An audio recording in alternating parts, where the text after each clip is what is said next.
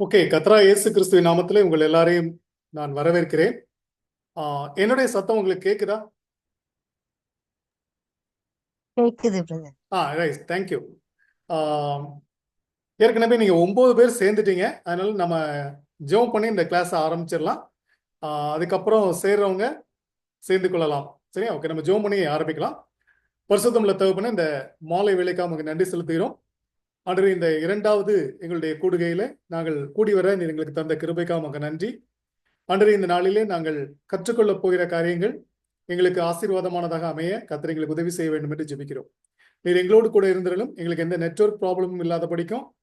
ஆண்டவரே, நாங்கள் கேட்கிற காரியங்களும் நாங்கள் சிந்திக்கிற காரியங்களும் எங்களுக்கு பயனுள்ளதாகவும் உமக்கு பிரியமானதாகவும் உம்மை மகிமைப்படுத்துகிறதாகவும் அமைய கர்த்தர் உதவி செய்ய வேண்டும் என்று ஜெபிக்கிறோம்.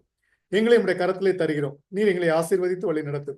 கர்த்தரா இயேசு கிறிஸ்துவின் நாமத்திலே ஜெபம் கேளும் பிதாவே, ஆமென்.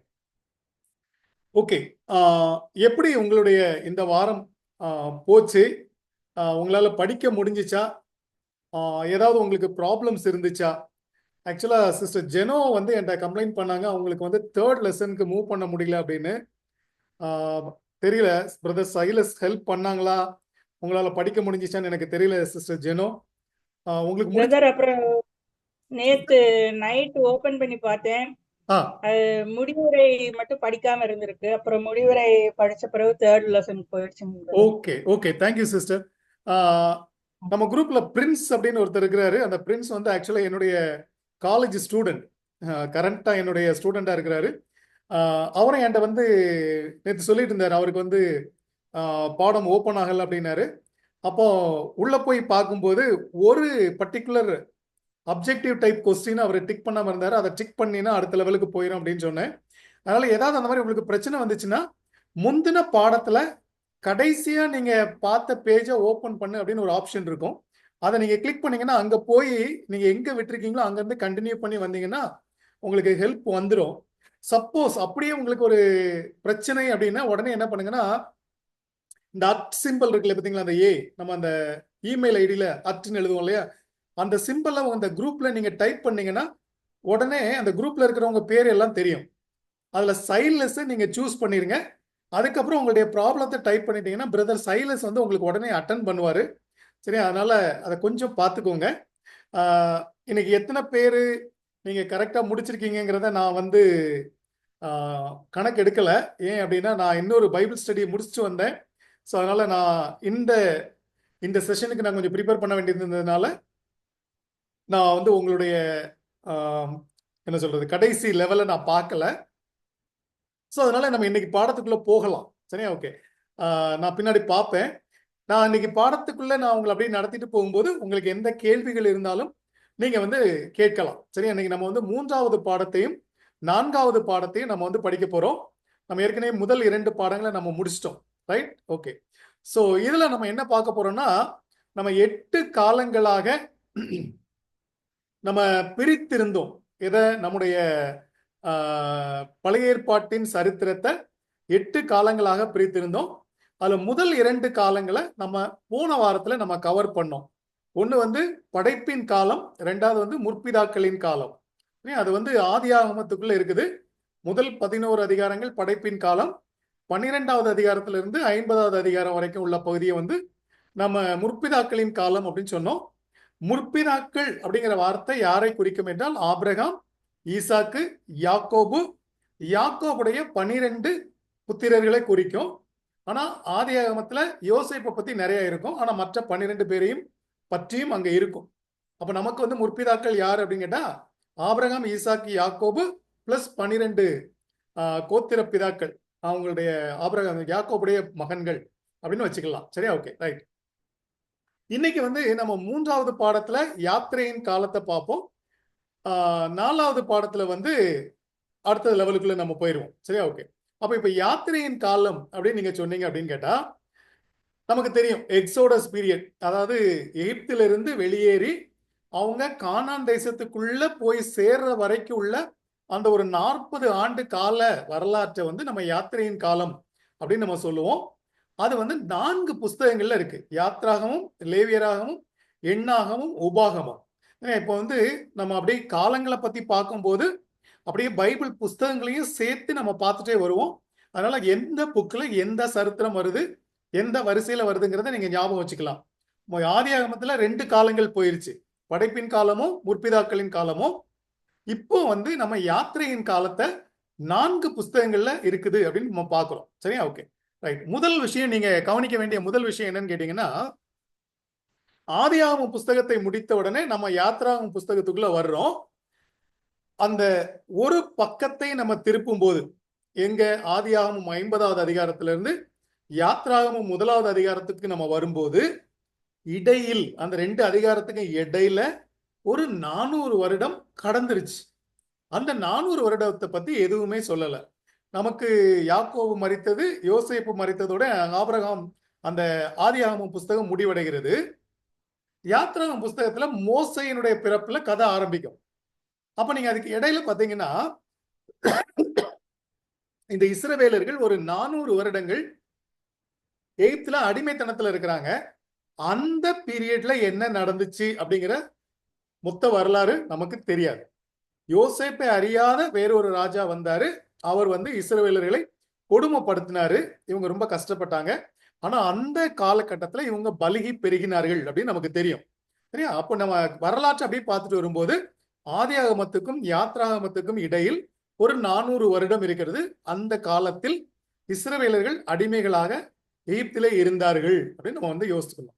இப்போ யாத்ராகமம் புஸ்தகத்துல ஆரம்பிக்கும் போதே என்ன நடக்குதுன்னு பாத்தீங்கன்னா, கர்த்தர் மோசேயை கொண்டு வர்றார். மோசே பிறக்கிறார். மோசேயினுடைய வரலாறு ஆரம்பிக்குது.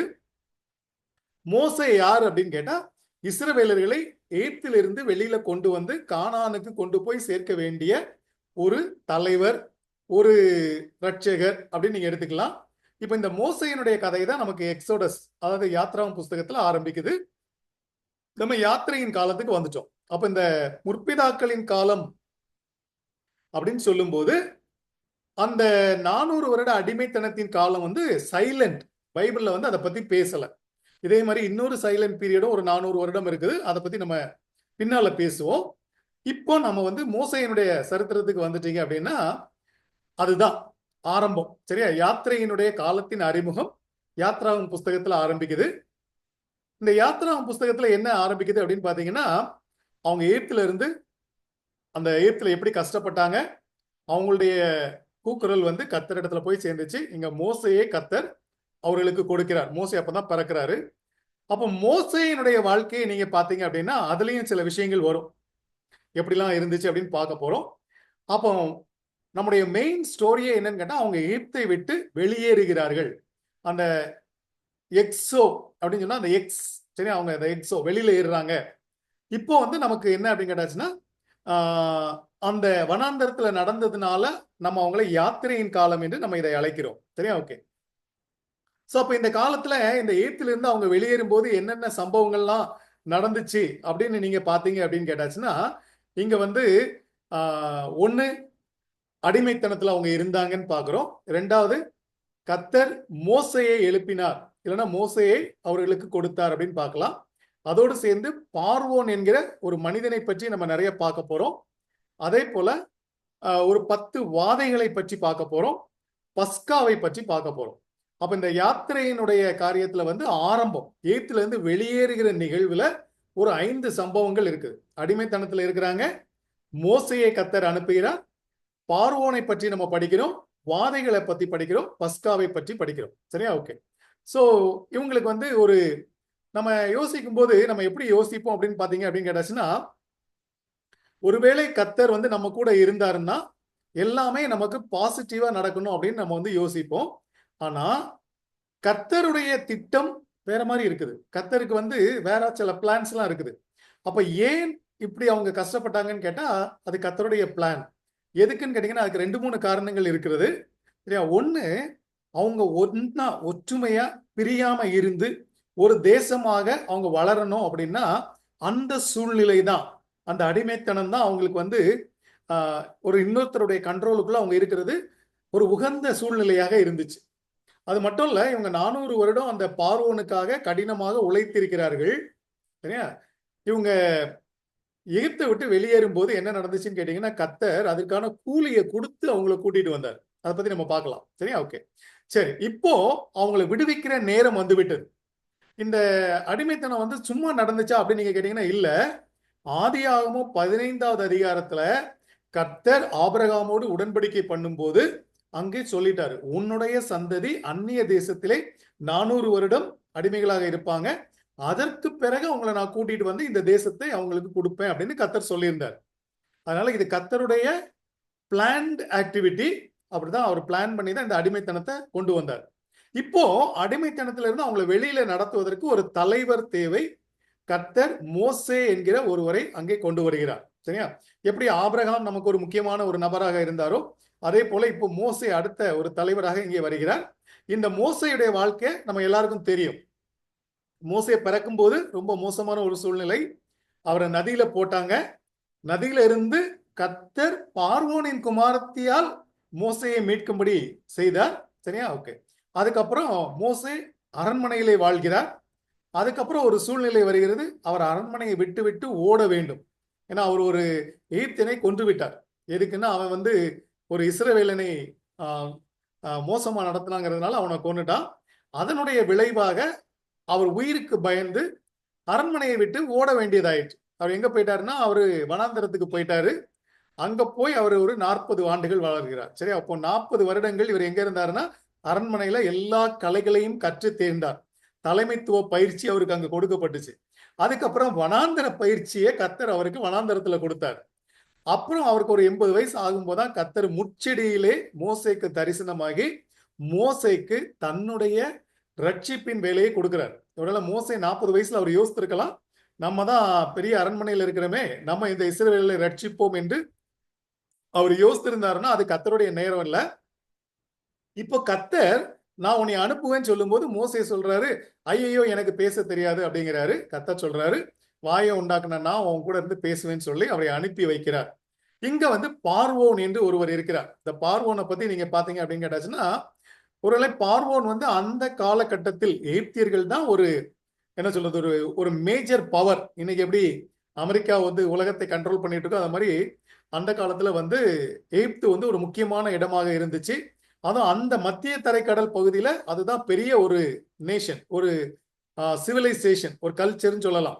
அங்க பார்வோன் என்கிற ஒரு பவர்ஃபுல் ராஜா உட்கார்ந்து இருக்காரு. ஆக்சுவலா பார்வோன்னா அங்க இருக்கிற எல்லா ராஜாக்களுமே பார்வோன் என்றுதான் அழைக்கப்படுவார்கள். ஒருவேளை நம்ம லாங்குவேஜ்ல சொன்னா மகாராஜான்னு சொல்லலாம். அந்த மாதிரி ஒரு வார்த்தை தான் அந்த பார்வோன் என்பது. அது அவங்களுடைய ஆக்சுவல் பர்சனல் நேம் கிடையாது, அது அவங்களுடைய ராஜ பதவியினுடைய பெயர். சரி, இந்த பார்வோன் அங்கே இருக்கிறார். இந்த பார்வோன் ரொம்ப வல்லமை உள்ளவர் என்று அந்த மக்கள் நம்பினார்கள். அவங்க நம்பிக்கைப்படி பார்வோன் வந்து ஒரு கடவுளுக்கு சமமானவர், கடவுள் அப்படின்னு தான் அவங்க நினைச்சாங்க. அந்த பார்வோனை விட தேவன் பெரியவர் என்பதை அவர் அங்க உணர வைக்கிறார். இந்த பார்வோன் விடமாட்டேன்னு சொல்றாரு. கர்த்தர் எப்படி அவருக்கு மேல தன்னை பெரியவர் என்பதை ப்ரூவ் பண்ணி இந்த இஸ்ரவேலர்களை வெளியில கொண்டு வந்தார் அப்படிங்கிற சம்பவத்தை நம்ம பார்க்க போறோம். அதுக்கு இந்த வாதைகள் வந்து ரொம்ப ஹெல்ப் பண்ணுது. இந்த வாதைகளை நீங்க பாத்தீங்க அப்படின்னா நம்முடைய பாடத்திட்டத்துல எப்படி கொடுத்திருப்பாங்கன்னா, ஒவ்வொரு வாதையும் ஒரு எகிப்திய கடவுளோடு கூட தொடர்புடையதாக இருக்கும். சரி, அவங்க எதெல்லாம் கடவுள்னு வணங்குறாங்களோ அதையெல்லாம் நம்முடைய தேவன் அவங்களுக்கு ஒரு பிரச்சனையாக மாற்றி அதுக்கு மேல தனக்கு அதிகாரம் இருக்கிறது என்பதை காட்டுவதை அங்க பார்க்கலாம். பைபிள்ல வந்து அதை பத்தி அப்படி நேரடியாக குறிப்பு இருக்காது. ஆனா வரலாற்று ஆசிரியர்கள் என்ன சொல்றாங்கன்னா, இந்த 10 வாதைகள் நடந்த ஒவ்வொன்றும் அவர்களுடைய ஒவ்வொரு தெய்வங்கள் மேல் தேவன் கொண்டு வந்த ஒரு பனிஷ்மெண்ட் அப்படின்னு சொல்றாங்க. அப்ப 10வது வாதை என்னன்னு கேட்டீங்கன்னா, பார்வோனுடைய மூத்த குமாரன் மரித்தது. பார்வோனையும் நான் உங்ககிட்ட தான் சொன்னேன், ஒரு கடவுளாக அவர்கள் பார்த்தார்கள். அந்த கடவுளுக்கு மகனாக இருக்கிற பார்வோனுடைய மூத்த குமாரனும் மரிக்க வேண்டிய ஒரு சூழ்நிலை வந்துச்சு. அப்போ பார்வோனை விட தேவன் பெரியவர் என்பதை அங்கே விளங்க செய்கிறார். சரி, ஓகே. இதெல்லாம் அப்படியே நடந்துட்டே வரும்போது அங்க நீங்க உங்களுக்கு அந்த வாதையை பத்தி பார்க்கும்போதே உங்களுக்கு தெரியும், இஸ்ரவேலர்களுக்கும் எகிப்தியர்களுக்கும் தேவன் ஒரு வித்தியாசத்தை கொண்டு வந்தார். ஏன்னா எகிப்தியர்கள் கஷ்டப்படும் போது இஸ்ரவேலர்கள் அதே கஷ்டத்தை அனுபவிக்க மாட்டாங்க. அதுவே ஒரு வித்தியாசத்தை அவர்களுக்கு நடுவில் கொண்டு வரும். கடைசியாக பஸ்கா பண்டிகை, சரியா, அந்த பஸ்காவை அவர்கள் ஆசரிக்க வேண்டும். இந்த பஸ்காவை ஆசரிக்கும் போது அவங்க ஒரு ஆட்டுக்குட்டியை வெட்டி அந்த ரத்தத்தை நிலைக்கால்களில் அவங்க தடவ வேண்டும்.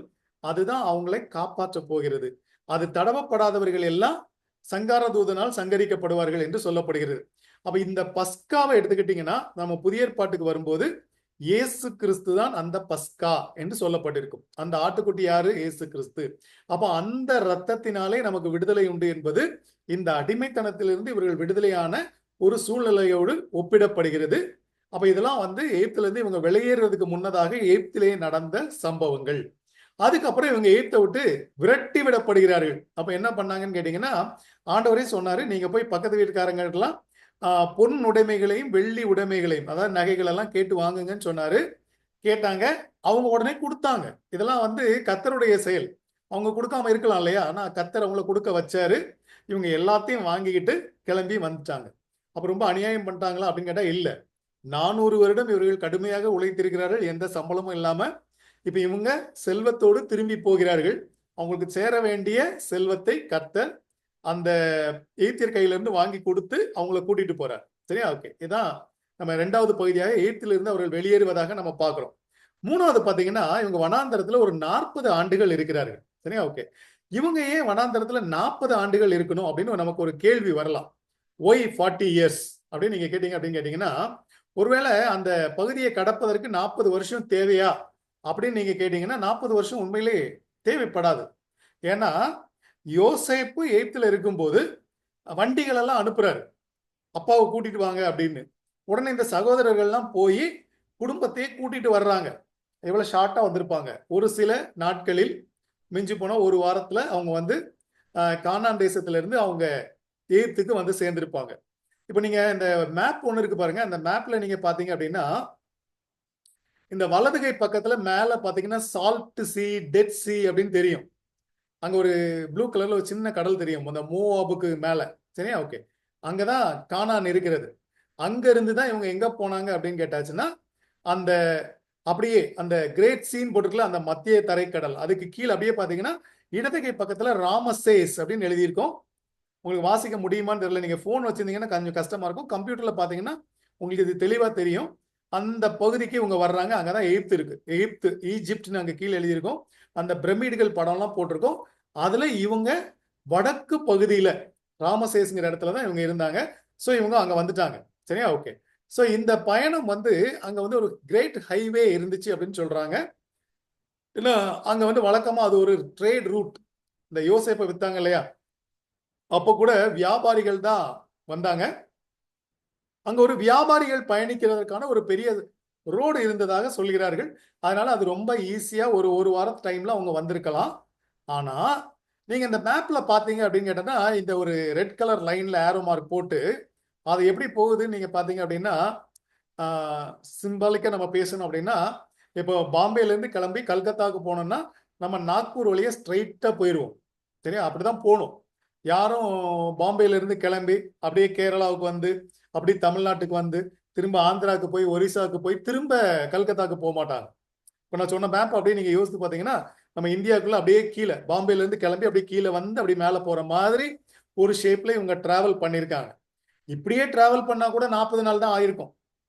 ரொம்பலாம் ஆயிருக்க கூடாது. ஆனா ஏன் நாட்கள் ஆனது அப்படின்னு கேட்டீங்கன்னா, அதுக்கு சில காரணங்கள் இருக்கு. அதுல ரொம்ப முக்கியமான காரணம் என்னன்னு கேட்டீங்க அப்படின்னு கேட்டீங்கன்னா, இந்த ஸ்லைட்ல நான் எழுதியிருக்கேன் பாத்தீங்களா, தேவனோடு உறவை வளர்க்க. அதுதான் ரொம்ப முக்கியமான காரியம். ஆனா நம்ம ஒரு 3 காரியங்கள் இப்படி எழுதிட்டு போறோம். ஒண்ணு ராணுவ போதாமை. இவங்க என்ன பண்ணிக்கிட்டு இருந்தாங்க அப்படின்னு கேட்டீங்கன்னா, எகிப்துல இவங்க செங்கல் தான் செஞ்சுக்கிட்டு இருந்தாங்க. இவங்க ரொம்ப வளமா வாழ்ந்தாங்க. எகிப்துல இருக்கும்போது இவங்க ஆடு மாடுகளை மேய்க்கிறவர்கள் என்றுதான் அறிமுகப்படுத்தப்பட்டார்கள். அதனால இவங்க கோசேன் என்கிற பகுதியில நல்ல வளமா ஆடு மாடுகளை மேய்ச்சிட்டு வாழ்ந்துட்டு இருந்தாங்க. இவங்க சண்டை வீரர்கள் கிடையாது, சண்டை போட்டு பழகல. ஆனா இப்போ அவங்க அப்படி ஸ்ட்ரைட்டா அந்த ஹைவே வழியா போனாங்கன்னா, போக போற மக்களுடைய தொகை எவ்வளவு இருக்குன்னா, ஒரு 6 லட்சம் ஆண்கள். சரியா? பெண்கள் குழந்தைகள்லாம் சேர்த்தீங்கன்னா கிட்டத்தட்ட 20 லட்சம் இருந்திருப்பாங்க அப்படின்னு கணக்கிடப்படுகிறது. அப்ப அப்படி போயிருந்தாங்க அப்படின்னா கண்டிப்பா வழியில இவங்கள அங்க இருக்கிறவர்கள் எதிர்த்திருப்பார்கள். ஒரு வார் வந்திருக்கும். அப்படி வார் வந்துச்சுன்னா இவங்களுக்கு ராணுவ பயிற்சி இல்லை, இவங்க கிட்ட ஆயுதங்களும் இல்லை, இவங்களுக்கு சண்டை போட தெரியாது, இவங்க தோத்து போயிருப்பாங்க. அப்படின்னா உடனே என்ன நடந்திருக்கும்னா, இவங்க சோர்ந்து போய் கானானுக்கு போகிற எண்ணத்தையே விட்டிருக்க கூடும். இது ஒரு விஷயம். அதனால இவங்க போன பாதை எப்படி இருந்துச்சு அப்படின்னு கேட்டீங்கன்னா, அப்படியே இவங்க செங்கடலை தாண்டி அப்படியே ஒரு வனாந்தர வழியாக, சரியா, அந்த சீனாய் அந்த வனாந்தர வழியை அப்படியே கிராஸ் பண்ணி இவங்க மவுண்ட் ஹோரேப் சரியா? அந்த கீழே இருக்கிறது பாத்தீங்கன்னா மவுண்ட் ஹோரேப் அப்படின்னு போட்டிருக்கோம். இதுதான் நம்ம வந்து மவுண்ட் சீனாய், சீனாய் பர்வதம் வரைக்கும் வந்தாங்க. வந்து திரும்ப அப்படியே வடக்கு நேரா போய் தெற்க வந்து இப்போ வடக்க போய் இவங்க எங்க போய் சேர்றாங்கன்னா கானான் தேசத்துக்கு போய் சேர்றாங்க. இதான் இவங்க இப்போ போற பாதை. இந்த பாதை காரணம் என்னன்னு கேட்டாச்சுன்னா, இவங்க இவ்வளவு நாள் எகிப்துல இருந்தாங்க. இப்போ இவங்கள தேவன் ஒரு சபையாக, சரி அந்த வார்த்தையை நல்லா கவனிச்சுக்கோங்க, ஒரு சபையாக. ஏன்னா சீனாய் மலையின் அடிவாரத்தில் இவர்கள் ஒரு சபை என்று அழைக்கப்படுவார்கள். ஒரு சபையாக, தேவனுடைய சபையாக, ஒரு தேசமாக இவர்களை வடிவமைத்து இவங்களை அந்த கானான் தேசத்துக்குள்ள அனுப்பணும். கானான் தேசத்துல இவங்க எப்படி வாழ வேண்டும் என்பதையும் கற்றுக் கொடுத்து கர்த்தர் அனுப்ப விரும்பினார். அதனால தேவன் அவர்களோடு கூட நேரத்தை செலவழிக்க விரும்பினார். அதான் அவங்களுடைய மெயின் பர்பஸ். அதனாலதான் இவங்களை எப்படி கூட்டிட்டு வந்தார் அப்படின்னு கேட்டாச்சுன்னா, அந்த சீனாய் பர்வதத்துக்கு நேரா இவங்களை கூட்டிட்டு வந்தாரு. அங்கதான் யாத்ராகமத்திலே நம்ம வாசிப்போம், தேவன் மோசையோடு கூட பேசினார் மலையின் உச்சியில இருந்து. அப்படி பேசி அவர் என்ன செஞ்சார் அப்படின்னு கேட்டீங்கன்னா, அந்த 10 கற்பனைகளையும் மற்ற கற்பனைகளையும் நியாயப்பிரமாணத்தை அவர்களுக்கு கொடுத்தார். அப்பதான் அவங்களுக்கு ஆசரிப்பு கூடாரத்தை எப்படி உண்டாக்கணும், ஆசரிப்பு கூடாரம் எங்க இருக்கணும், ஆசரிப்பு கூடாரத்தில் எந்த விதமான பலிகளை செலுத்த வேண்டும், என்ன செய்யலாம் என்ன செய்யக்கூடாது என்கிற சட்ட திட்டங்களை எல்லாம் தேவன் கொடுத்தார். கொடுத்து அதை ஒரு புஸ்தகமா மோசையை எழுத சொல்லி அந்த புஸ்தகத்தையும் அவங்க கையில கொடுத்து திரும்ப அவங்களை அங்கிருந்து அப்படியே கூட்டிட்டு போறாரு. எல்லாரும் காதேஸ் பர்னேயா வரைக்கும் வந்துட்டாங்க. காதேஸ் பர்னேயாங்கிற இடம் அப்படியே ஒரு நீல ஆரோ மார்க் அப்படியே மேல வந்து அதுல நிற்கும், நீங்க பாத்தீங்கன்னா தெரியும். ஸோ இந்த காதேஸ் பர்னேயால இருந்து இவங்க அடுத்த ஸ்டெப்ல இவங்க வந்து கானானுக்குள் போக வேண்டும். அங்க வரைக்கும் வர்றதுக்கு இவங்களுக்கு ஒரு கிட்டத்தட்ட 2 வருடம் ஆனது. இந்த 2 வருடத்துலதான் இவங்க வந்து இந்த ஆசரிப்பு கூடாரத்தை ரெடி பண்ணாங்க. மோசை இவங்களுக்கு எல்லாத்தையும் கற்றுக் கொடுத்தார். இதெல்லாம் நடந்துச்சு. இப்ப எல்லாரும் ரெடி ஆயிட்டாங்க. சரியா? ஓகே. இப்ப எல்லாரும் எங்க வந்துட்டாங்கன்னா காதேஸ் பர்னேயாக்கு வந்துட்டாங்க. இங்க வந்த உடனே உங்களுக்கு இந்த கதை தெரியும். இந்த இஸ்ரவேலர் என்ன சொன்னாங்கன்னா, நம்ம போக போற தேசம் எப்படிப்பட்ட தேசம்னு வேவுகாரர்களை அனுப்பி நம்ம பார்க்கணும் அப்படின்னு ஒரு வேண்டுதல் கொடுத்தாங்க. மோசேயும் அதை தேவனிடத்துல சொல்லும் போது தேவன் சரி நீ அனுப்புன்னு சொல்லிட்டாரு. அதனால ஒரு கோத்திரத்துக்கு ஒருவராக பிரித்து 12 பேரை இவர்கள் கானான் தேசத்திற்குள் அனுப்பினார்கள். அவங்க போயிட்டு வந்து 10 பேரு தவறான செய்தியை பரப்பினார்கள். யோசுவாவும் காலேபும் சரியான செய்தியை கொடுத்தார்கள். அங்க ஒரு பெரிய பிரச்சனை நடந்தது. மக்கள் முறுமுறுத்தார்கள். மோசையை கல்லெறிஞ்சு கொள்ளணும்னு யோசித்தாங்க. ஒரு தலைவரை அவர்களுக்கு ஏற்படுத்தி கொண்டு திரும்ப எகிப்துக்கு போக வேண்டும் என்று நினைத்தார்கள். பாருங்க, அவங்க 2 வருஷமா கர்த்தருடைய கட்டளைகளை எல்லாம் பெற்று கர்த்தரை தரிசித்து கர்த்தருடைய வல்லமையெல்லாம் பார்த்துட்டு வந்தவங்க இப்போ யாரோ ஒரு 10 பேர் வந்து சொல்லும் போது காலேபும் யோசுவாவும் சொல்றாங்க, தேவன் நம்மளை கூட்டிட்டு வந்தா இந்த நாட்டை நம்ம கையில கொடுப்பாருன்னு சொல்றத அவங்க நம்பல. அவங்க தங்கள் சொந்த நம்பிக்கையில, பைபிள் எப்படி சொல்லணும், அவங்க இருதயத்துல எகிப்துக்கு திரும்பினார்கள்னு சொல்லும். எகிப்துக்கு போறதுக்கு ரெடி ஆயிட்டாங்க. அப்ப கர்த்தர் என்ன சொன்னார் அப்படின்னா, ஓகே நீங்க இன்னும் ரெடி ஆகல, நீங்க சொன்ன வார்த்தையின்படி உங்களுக்கு ஆக கிடவுது. நீங்க என்ன சொன்னீங்கன்னா என்னுடைய பிள்ளைங்கள் எல்லாம் கொள்ளையா போயிருவாங்க, இப்படி கர்த்தர் எங்களை கைவிட்டாருன்னு சொன்னீங்கல்ல, அந்த பிள்ளைங்க தான் கானானுக்குள்ள போவாங்க. முறுமுறுத்த நீங்க யாரும் போக மாட்டீங்க, அதனால திரும்பி வனாந்திர வழியா நீங்க சுத்துங்கன்னு சொல்லி திரும்ப வனாந்திரத்துக்குள்ள சுத்த அனுப்பி விட்டுட்டார். அதனால இவங்க ஒரு 38 வருஷம் வனாந்திரத்துக்குள்ள சுத்திட்டு இருந்தாங்க. சரியா? எதுக்காக? இந்த அக்கிரமம். எந்த அக்கிரமம்? கர்த்தரை விசுவாசிக்காமல் கர்த்தருக்கு விரோதமாக முறுமுறுத்த ஒரு பாவத்திற்காக இவங்க ஒரு 38 வருஷம், ஏற்கனவே ஒரு 2 வருஷம், இப்போ ஒரு 38 வருஷம், 40 வருடங்கள் இவர்கள் இந்த வனாந்தரத்தில் இருந்தார்கள். அதை சொன்னபடியாக, அதாவது எகிப்துல இருந்து அவங்க கிளம்பும் போது 20 வயசுக்கு மேல யாரெல்லாம் இருந்தாங்களோ அவங்க எல்லாருமே இந்த வனாந்தரத்துல செத்து போயிட்டாங்க.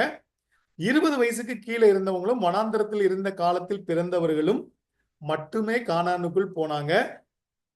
மோசே, ஆரோன், மிரியாம் எல்லாருமே செத்து போயிட்டாங்க. ஆனா யாரு 20 வயசுக்கு மேல இருந்ததுல 2 ஆண்கள் மட்டும் கானானுக்குள்ள போனாங்க. ஒன்னு யோசுவா, இன்னொன்னு காலேப். சரியா? ஓகே.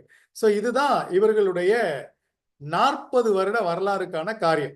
அப்போ தேவனோடு உறவை வளர்க்க வேண்டும் என்று தேவன் விரும்பினதினால் அவர்களை சீனாய் மலைக்கு கொண்டு போய் அவங்களுக்கு நியாய பிரமாணத்தை கொடுத்தார். அதனால இந்த நியாய பிரமாணத்தை நீங்க இன்னைக்கு நம்ம கண்ட்ரியோட ஒப்பிட்டீங்கன்னா நம்ம கான்ஸ்டிடியூஷன் அப்படின்னு சொல்லுவோம், அரசியல் அமைப்பு சட்டம். நம்ம நாட்டில் என்ன உரிமைகள் இருக்கிறது, எதை செய்யலாம் எதை செய்யக்கூடாது அப்படின்லாம் சொல்லுவோம் இல்லையா, கான்ஸ்டிடியூஷன். சரியா? அரசியலமைப்பு சட்டம். நம்ம இந்தியா விடுதலை பெற்ற போது அம்பேத்கருடைய தலைமையில அதை கான்ஸ்டியூஷன் எழுதினாங்க. இப்ப கூட கான்ஸ்டியூஷனை பத்தி நிறைய பேசுவாங்க.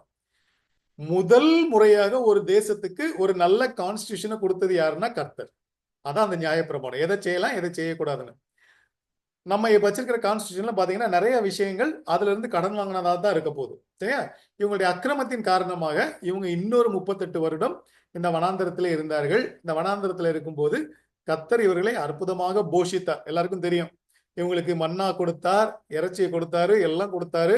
தண்ணி இல்லாம போகும்போது கண்மலையிலிருந்து தண்ணீர் வர செய்தார். கர்த்தர் அவர்களோடு கூட இருந்தார். பகல்ல மேகஸ்தம்பமும் இரவிலே அக்னி ஸ்தம்பமும் அவர்களுக்கு முன்னாக போனது. கர்த்தருடைய பிரசன்னம் அப்படியே அவங்க கூட இருந்துச்சு. அப்படிப்பட்ட ஒரு ஆச்சரியமான வழிநடத்துதலை பெற்ற இவர்கள் கர்த்தருக்கு விரோதமாக முறுமுறுத்து வனாந்தரத்தில் மரித்து போனார்கள். அப்புறம் அவங்களுடைய சந்ததி கானானுக்குள் போனது. சரியா? அப்ப இந்த வில்டர்னஸை பத்தி நீங்க யோசித்தீங்கன்னா, இவர்களுடைய வனாந்தர பயணத்தை பத்தி யோசித்தீங்கன்னா அப்படிதான் இருந்துச்சு. இப்ப இந்த சீனாய் மலையை பத்தி நம்ம சில காரியங்களை பார்த்தோம்னா, ஏற்கனவே சொன்னேன், சீனாய் மலையை பத்தி நீங்க பைபிள்ல வாசிக்கும் போது சபை என்ற வார்த்தை அங்கே கொடுக்கப்பட்டிருக்கும். அவர்களுக்கு எதை செய்யலாம், எதை செய்யக்கூடாது என்ற கடவுளுடைய கட்டளை அவர்களுக்கு கொடுக்கப்பட்டது. அங்க ஆவிக்குரிய பயிற்சியை அவர்கள் பெற்றுக்கொண்டார்கள். கர்த்தர் சொல்றபடி அவங்க நடக்கணும். மோசேக்கும் பயிற்சி கொடுக்கப்பட்டுச்சு, மக்களுக்கும் என்ன செய்யணும்னு சொல்லி கொடுக்கப்பட்டுச்சு. அங்க முக்கியமான விஷயம் என்னன்னா, ஆபிரகாமோடு கர்த்தர் உடன்படிக்கை செய்திருந்தார். இப்போ இஸ்ரவேலர்களோடு கர்த்தர் உடன்படிக்கை செய்கிறார். உடன்படிக்கை செய்த பிறகுதான் இவங்களை கானானுக்குள்ள அனுப்ப போறார். இந்த உடன்படிக்கைங்கிறது பைபிள்ல ஒரு முக்கியமான ஒரு விஷயம். என்னன்னு கேட்டீங்கன்னா, பழைய காலத்துல நீங்க யோசித்தீங்கன்னா, இந்த பெரிய ராஜா ஒருத்தர் கூட அவருக்கு கீழே இருக்கக்கூடிய குட்டி ராஜாக்கள்லாம் ஒரு உடன்படிக்கை, கவர்னன்ட் அப்படின்னு சொல்லி ஒரு உடன்படிக்கை ஏற்படுத்திக்குவாங்க, ஒரு அக்ரிமெண்ட். அதுல அந்த பெரிய ராஜா இந்த சின்ன ராஜாக்களை காப்பாற்ற வேண்டும். இந்த சின்ன ராஜாக்கள் பெரிய ராஜா சொல்றதுக்கு அடங்கி நடக்க வேண்டும். அதாவது இவங்கெல்லாம் அவருடைய ரெப்ரசன்டேட்டிவா தான் இருக்கணும். இந்த அமைப்பு தான் இந்த உடன்படிக்கையில வருது. இஸ்ரவேலர்களை தேவன் கானானுக்கு அனுப்பும் போது இவங்கெல்லாம் கடவுளுடைய ரெப்ரசன்டேட்டிவ்ஸ். கர்த்தர் யாருங்கிறத உலகத்துக்கு காட்ட வேண்டும்.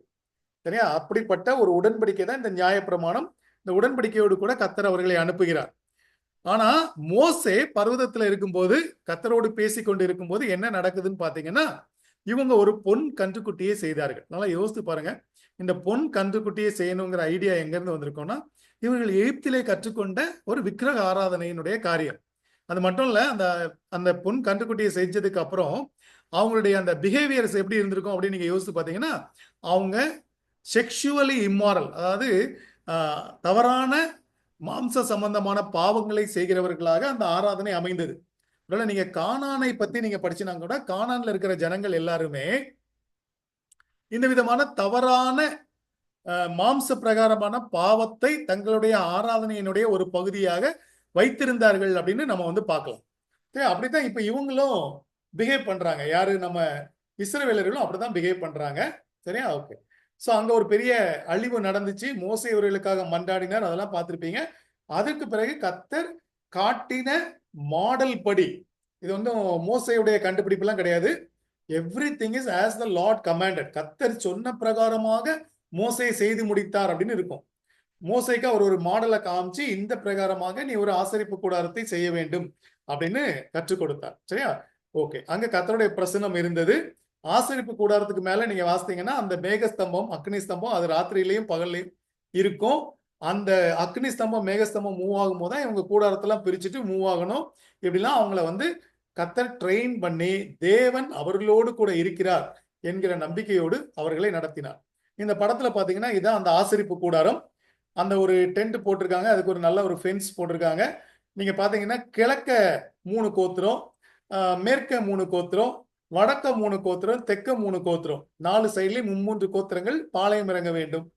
அந்த செய்திருக்கிற அந்த இதை பாத்தீங்கன்னா, அதுக்கு மேலதான் அந்த மேகஸ்தம்பமும் அக்னி ஸ்தம்பமும் அந்த மகா பரிசுத்த ஸ்தலத்துக்கு நேரா மேல இருக்கும். அங்க மேல முன்னாடி பாத்தீங்கன்னா, அந்த வெண்கல கடல் தொட்டின்னு ஒண்ணு சொல்லுவாங்க இல்லையா, அது அந்த கூடாரத்துக்கு முன்னாடி இருக்கு. அதுக்கும் முன்னாடி பாத்தீங்கன்னா பலிபீடம் இருக்கிறது. அதுக்கு முன்னால பாத்தீங்கன்னா திரையினாலான ஒரு கேட்லாம் இருக்குது. அங்க வாசல் காவலாளர்கள், லேவியர்கள் அங்க பணி செய்யணும். எல்லா காரியங்களையும் தேவன் அவர்களுக்கு ரொம்ப முறையாக கற்றுக் கொடுத்தார். இது ஒரு மாதிரி படம். சரியா? Okay, right. சரி, இப்போ இதெல்லாம் யாத்ராகமத்துல அப்படியே பார்த்துட்டே வரும். இப்ப என்னாகமம் அப்படின்னு ஒரு புஸ்தகம் இருக்கு. இந்த எண்ணாகமம் புஸ்தகத்துக்கு ஏன் எண்ணாகமம் அப்படின்னு பேர் வந்துச்சு அப்படின்னு நீங்க யோசித்தீங்கன்னா, யாத்திராகமம் யாத்திரை, ஆதியாகமம் அது வந்து தொடக்க நூல். சரியா? ஓகே. எண்ணாகமம் என்ற புஸ்தகத்துக்கு ஏன் பேர் வந்துச்சுன்னு கேட்டீங்கன்னா, அந்த புக்ல 2 தடவை சென்சஸ், மக்கள் தொகை கணக்கெடுப்பு நடைபெறும். அதனாலதான் அதுக்கு எண், நம்பர்ஸ். சரியா? நம்பர் பண்ணாங்க எவ்வளவு பேர் இருக்கிறாங்க அப்படின்னு சொல்லி 2 கணக்கெடுப்பு நடந்துச்சு. அதை நீங்க பாத்தீங்கன்னா தெரியும். அதுக்கப்புறம் காதேஸ்ல இருந்து தான் இவங்க வந்து வேவுக்காரரை அனுப்பினார்கள். அங்க அவங்களுக்கு தண்டனை கிடைச்சிச்சு. அந்த தண்டனையில செலக்டட் பீப்புள், அதாவது நான் 20 வயசுக்கு மேல ஏத்திலிருந்து புறப்பட்ட எல்லா முறுமுறுத்தவர்களும் பனிஷ்மெண்ட் வாங்கினாங்க. அடுத்த சந்ததி தான் கானானுக்குள் பிரவேசித்தார்கள். சரியா? ஓகே. இதை நம்ம அப்படியே தெளிவா பார்த்துட்டு வரோம். இதுல நம்ம என்ன பார்த்துட்டு வரோம்னு கேட்டீங்கன்னா, இது வந்து தேவன் நடத்தின ரட்சிப்பின் வரலாறு. நான் இதை உங்களுக்கு ஏற்கனவே சொல்லியிருப்பேன். நம்ம பைபிளை எப்படி பார்க்க போறோம்னா, முதல் 11 அதிகாரங்கள், ஆதியாகமத்துல முதல் 11 அதிகாரங்கள் ரட்சிப்பு ஏன் தேவை என்பதற்கான காரணம். 12வது அதிகாரத்திலிருந்து வெளிப்படுத்தல் 22வது அதிகாரம் வரைக்கும் ரட்சிப்பை தேவன் எப்படி செயல்படுத்தினார் என்பதை தான் நம்ம பைபிள்ல வாசிட்டு வரோம். ஆபிரகாமை அழைத்தது ரட்சிப்பின் வேலையினுடைய ஆரம்பம். இப்போ அதனுடைய தொடர்ச்சியாக கதை வருகிறது. அப்போ ஒவ்வொரு சம்பவமும் ரட்சிப்போடு கூட தொடர்பு படுத்தித்தான் நம்ம பார்க்கணும். சரியா? ஏதோ ரேண்டம் ஸ்டோரி கிடையாது. நோவாவுடைய வெள்ளமா இருக்கலாம், இல்லை என்றால் ஆபிரகாமை அழைத்ததா இருக்கலாம், ஈசாக்கை பலியிட சொன்னதா இருக்கலாம். ஒவ்வொரு விஷயமும் ரட்சிப்போடு தொடர்பு படுத்தி நம்ம பார்க்க வேண்டும். சரியா? ஓகே. சரி. அப்புறம் அங்கிருந்து இப்ப என்ன நடக்குதுன்னு கேட்டீங்கன்னா, எண்ணாகமத்தை முடிச்சிட்டீங்கன்னா நீங்க உபாகமத்துக்கு வரணும். சரியா? ஓகே. இங்க ஏதோமியர் இருக்கிறாங்க, மோவாபுக்கு வர்றாங்க. மோவாபுல இருந்து தான் இவங்க உள்ள போகணும். மோவாபுக்கு வந்தப்போ அங்க ஏதோமியர்கள் இருக்கிறாங்க. அந்த ஏதோமியர்கிட்ட இவங்க பெர்மிஷன் கேட்கறாங்க, உங்க பகுதி வழியா நாங்க உள்ள போயிடுறோம் அப்படின்னு.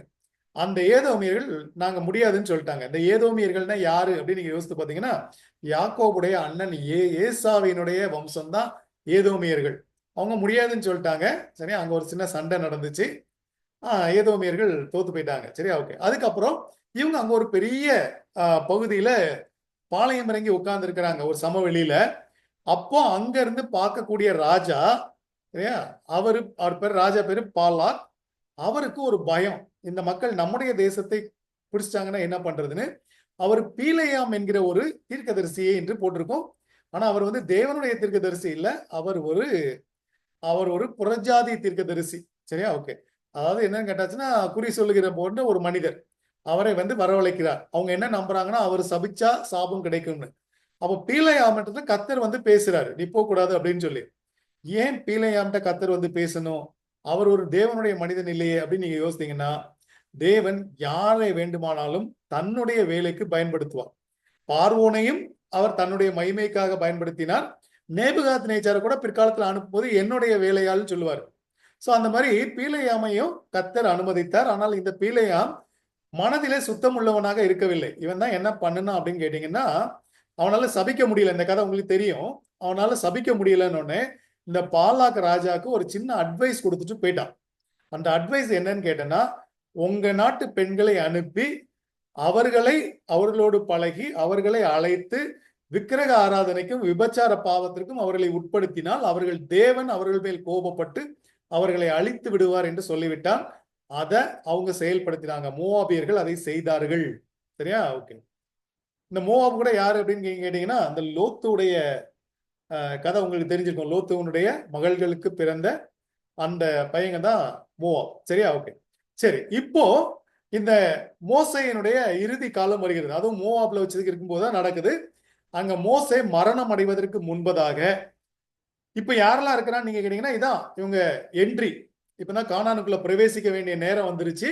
அந்த டைம்ல என்ன நடக்குதுன்னு பாத்தீங்க அப்படின்னு கேட்டாச்சுன்னா, மோசே ஏற்கனவே இவங்க சீனாய் மலையில எல்லாரும் கர்த்தருடைய பர்வதத்திலே கர்த்தர் இறங்குறத, மோசையின் மூலமாக 10 கற்பனை கொடுத்தத, கர்த்தர் அவங்க கூட உடன்படிக்கை செய்தது, இதெல்லாம் நடந்துச்சு. ஆனா இப்போ கானானுக்குள்ள போக போறது யாருன்னு கேட்டீங்கன்னா, எல்லாரும் செத்து போயிட்டாங்க. அந்த 20 வயசுக்கு மேல இருந்த அவங்க எல்லாரும் செத்து போயிட்டாங்க. குழந்தைகளும் பெண்ணால பிறந்தவங்களும் தான் இருக்காங்க. இது ஒரு புது ஜெனரேஷன். இந்த ஜெனரேஷனுக்கு கர்த்தரை யார் என்றும் கர்த்தருடைய கட்டளை என்னவென்றும் சொல்லிக் கொடுக்க வேண்டிய ஒரு அவசியம் இருந்துச்சு. இதை யாரு செஞ்சான்னா மோசே செய்தார். நீங்க நல்லா யோசித்து பாத்தீங்கன்னா, அந்த யாத்ராகமத்துல சொன்ன நிறைய கட்டளைகள், லேவியராகமத்துல சொன்ன காரியங்கள், இதெல்லாம் எங்க இருக்கும்னா உபாகமத்துல இருக்கும். ஏன்னு கேட்டீங்கன்னா, உபாகமம் என்ற புஸ்தகம் என்னவென்றால், சரியா, மோசே தான் மரணத்திற்கு முன்பதாக 3 நாட்கள்ல 3 லெக்சர் கொடுத்தாரு. முதல்ல ஒரு நாள் லெக்சர் கொடுத்தாரு. அதுக்கப்புறம் அவர் கொடுத்த லெக்சர் எல்லாம் உட்காந்து எழுதிட்டாரு. 2வது நாள் ஒரு பெரிய லெக்சர் கொடுத்தாரு. அப்புறம் உட்காந்து அதை முழுசும் எழுதி விட்டாரு. 3வது நாள் அவங்களுக்கு இன்னொரு லெக்சர் கொடுத்தாரு. அதையே எழுதி யோசுவா கையில கொடுத்துட்டாரு. அதுதான் உபாகமம். அப்படின்னா என்ன அப்படின்னு கேட்டா, பழைய சந்ததி, சீனாய் மலையிலே கர்த்தரை தரிசித்த சந்ததி மரித்து விட்டது. ஒரு புது சந்ததி 40 வருஷத்துக்கு 38 வருஷத்துக்கு அப்புறம் கானானுக்குள்ள போகும்போது, இந்த சந்ததிக்கு கானானுக்குள்ள போறதுக்கு முன்னாடி என்னெல்லாம் இன்ஸ்ட்ரக்ஷன் கொடுக்கணுமோ அதெல்லாம் மோசே கொடுத்து அதை எழுதி அவங்க கையில கொடுத்த புஸ்தகத்துக்கு பேர் தான் உபாகமம். சரியா? செகண்ட்